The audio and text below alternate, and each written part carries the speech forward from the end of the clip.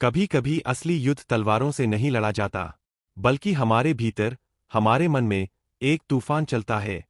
बाहर से सब कुछ शांत दिखता है, पर अंदर एक गहराई में द्वंद्व चल रहा होता है। कभी दिल कहता है कुछ और करो, दिमाग कहता है नहीं, यही सही है। ये ही द्वंद्व अर्जुन के मन में था, उस कुरुक्षेत्र के मैदान में। उसके सामने खड़े थे उसके गुरु, उसके भाई, उसके दादा, जिन्होंने उसे बड़ा होते देखा, जिन्होंने उसे सिखाया, जिनसे उसने प्रेम किया। और अब उसी के हाथ में था धनुष, उन्हीं पर चलानी थी बाण। अर्जुन कांप गया, रथ से नीचे बैठ गया, उसका शरीर थरथराने लगा। उसने कहा, हे कृष्ण, मेरे हाथ शिथिल हो रहे हैं, मैं युद्ध नहीं कर सकता। यह सिर्फ एक राजा का युद्ध नहीं था, यह एक इंसान की मन स्थिति थी। जब उसे चुनना होता है कर्तव्य और भावनाओं के बीच, वो मोह में था, और मोह से भरा मन कभी सही निर्णय नहीं कर पाता।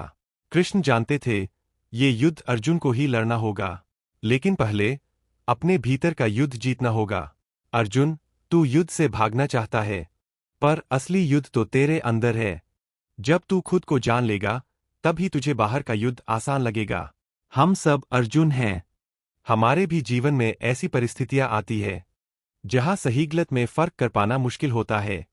हमारा मन कहता है, अगर ये करूं तो अपनों को दुख होगा, अगर वो करूं तो मेरा भविष्य बिगड़ जाएगा। इस उलझन में हम ठहर जाते हैं। रास्ते खुले होते हैं, लेकिन कदम रुक जाते हैं। अर्जुन, तेरा कर्तव्य क्या है, ये जान। कर्तव्य वो नहीं जो आसान हो, कर्तव्य वो है जो धर्म हो।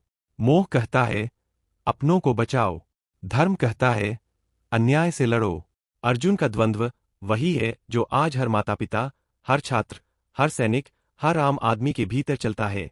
एक शिक्षक जो अपने प्रिय विद्यार्थी को फेल नहीं करना चाहता, पर जानता है कि उसका मूल्यांकन न्यायसंगत नहीं होगा। एक अधिकारी जो रिश्ता निभाना चाहता है, लेकिन कानून की रक्षा भी जरूरी है। ये है मन का युद्ध। अर्जुन, मोह छोड़ और कर्म कर। तेरा कर्म तुझे उबार सकता है, अगर तू उसे बिना भय और बिना फल की आशा के करे। अर्जुन रो रहा था, पर सुन भी रहा था। वो टूटा हुआ था, पर जाग भी रहा था। कृष्ण ने कहा, जो युद्ध से भाग जाता है वो जीवन भर पछताता है, पर जो धर्म के लिए खड़ा होता है वो इतिहास रचता है।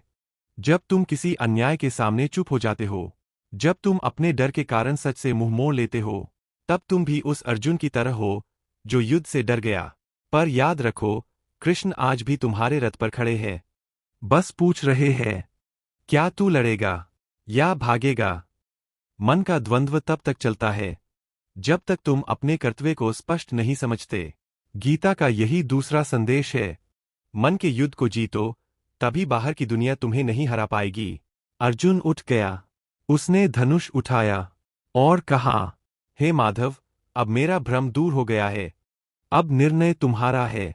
क्या तुम अपने मन के द्वंद्व को हराकर सच, धर्म और कर्तव्य के पथ पर चलोगे? क्योंकि याद रखना, कृष्ण तुम्हारे साथ है जब तक तुम सत्य के साथ हो।